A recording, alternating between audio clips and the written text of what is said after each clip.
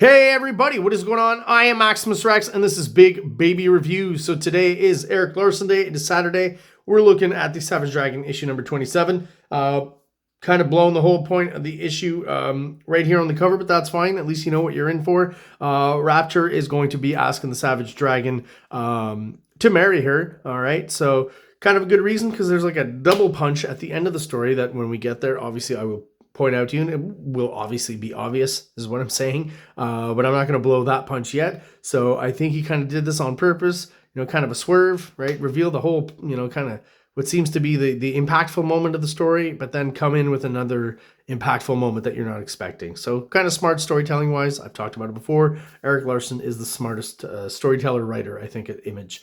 So yeah, the cover's nicely rendered. It's just, a big shot of someone's face. It's a pretty common occurrence on covers, at least by the mid-90s. So not much more to say about that. Let's move inside, have a look.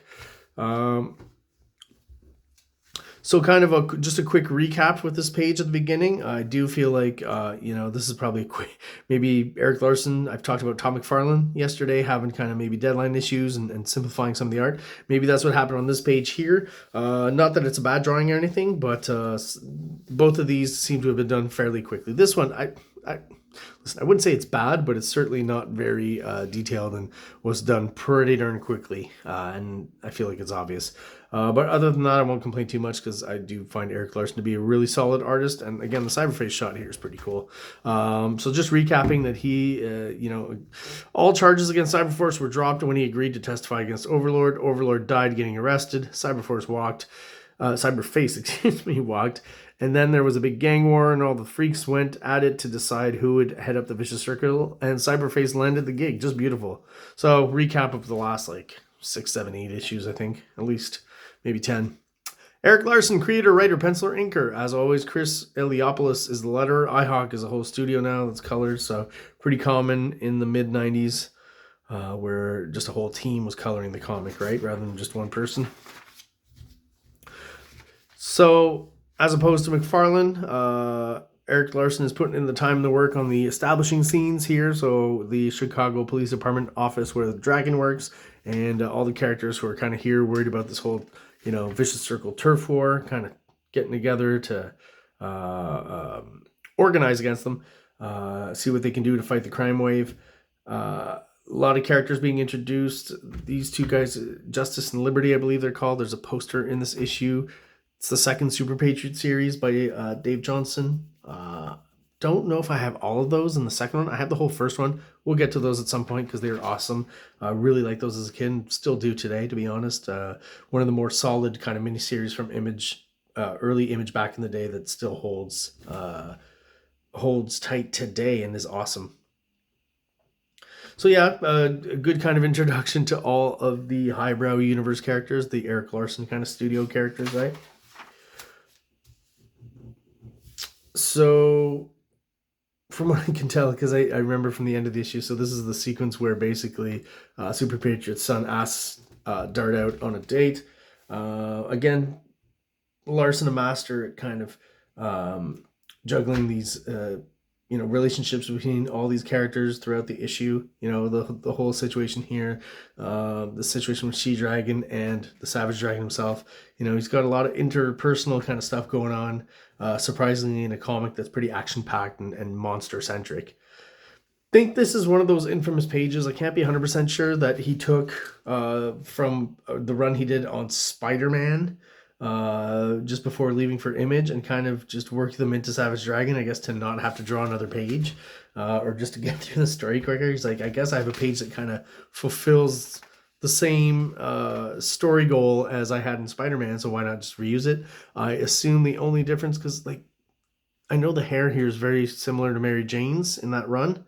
The use of screen tone, right? Kind of really, really looks like that Spider-Man screen tone, just slightly different from what he's been using on the Dragon. And also, I have to say, he definitely seems to be a fan of rendering ladies' nipples, which I'm definitely not complaining. Don't feel like that passed muster at Marvel, but I feel like this was added in for this page here because he's publishing it, obviously, an Image in his own comic, so he can do what he wants, right?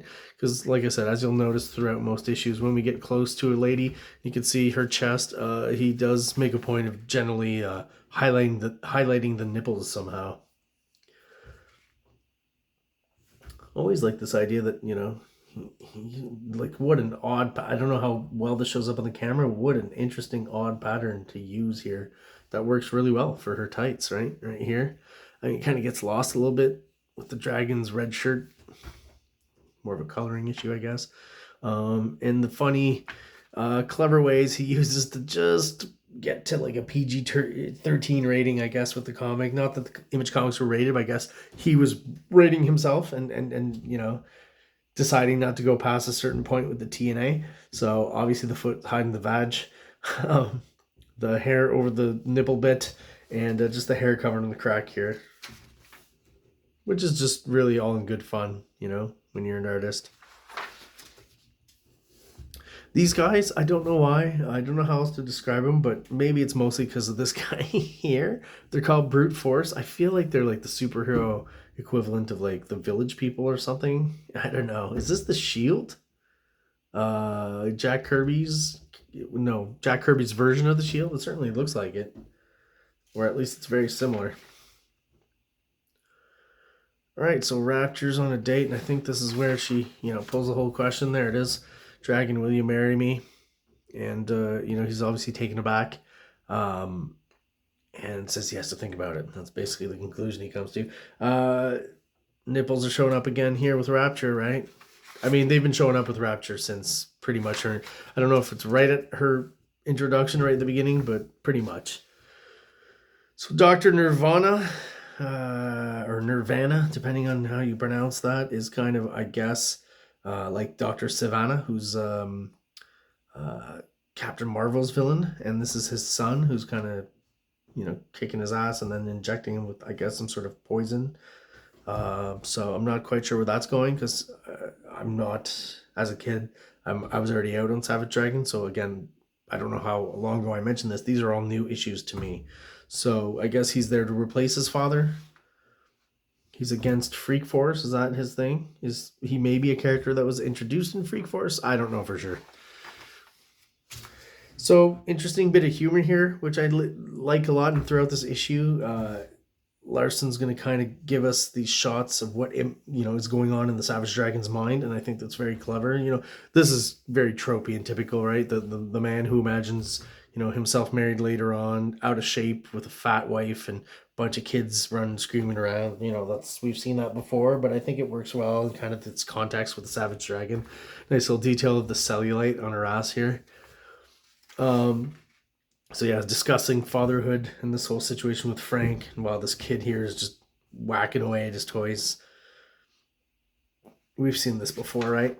Liberty and Justice pinup by Dave Johnson. Yeah, this is what I'm mentioning earlier. Let's have a quick look at that, see how much I can get in there. Cut the boot off. Great stuff. Dave Johnson, amazing artist. Still doing some stuff today, mostly covers, I think. Always liked Larson's interpretation of the turtles. Always looked great. Great use of shadows here and gritty kind of, you know, shadow broken up with some white medium for the veins, and these, you know, he uses a bit of the white medium for some hatching here and there. Kind of a dirty, grimy texture all throughout the shadows here. Very cool. Even just the way he draws the nunchucks turning. Like, that's so clever, simple, and effective, right? Just gotta have a nice circle template and off you go.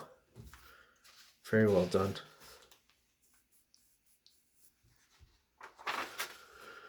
So again, now Dragon, this is, I like these sequences, so I'll just kind of stop on those while on our way out of this comic. So he's sitting with Alex, right, his partner from the very beginning, and imagining the kids, you know. And this I thought was hilarious because it's a very guy moment, because, you know, once you're getting hitched to a girl or something, you have doubts, and then you somehow start thinking that maybe all the ladies around you, you could be, you know, getting with them if you're not getting hitched or something, you know, as if that's actually a thing. maybe with some it is, maybe with some it isn't. But yeah, so he's imagining all of a sudden that, you know, Alex is ripping her shirt open. You big idiot, I love you. Are you that blind? Dump that tramp and take me. I want you, dragon. And he's like, okay, I gotta leave. Obviously all in his head, right? Alex didn't actually do that. So I really thought that sequence was funny. He's gonna push it later on as well. The appearance of the Nips, again, on Rapture. Pretty consistent at this point. So she's obviously discussing her relationship issues with the dragon. Dragon also doing that all the way throughout here. Imagining one of the kids here. What is that? Is that some sort of just Savage Dragon plush toy that he has in his window there? That's kind of an odd detail. Once again, what's her name? Meter Maid Mary. I forget her name. The lady with the, like, as big as most of the breasts are in Savage Dragon, she just has the biggest pair all the way throughout. If that's even possible. So yeah, so he's talking about Rapture wanting to marry him, and right away he's imagining her again. I want you, dragon. I can't let you throw your life away on that whore. Take me, dragon, take me now. I'm burning with desire.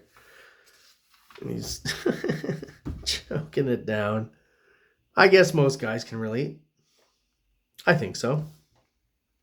And the dragon cries. So I think out throughout this whole issue, not this whole series, this is probably the first moment, unless I'm wrong, but that you know, the dragon shows a bit of sensitivity and actually breaks down here.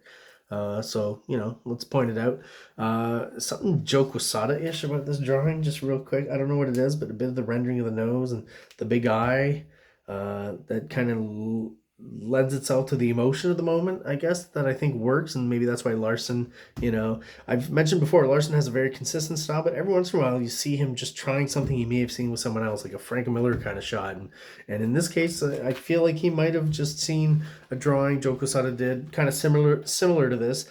And, you know, Quesada had that thing of sometimes exaggerating the size of the eye for emotion. So I feel like he did a bit of that here. And took a little bit of that trick there.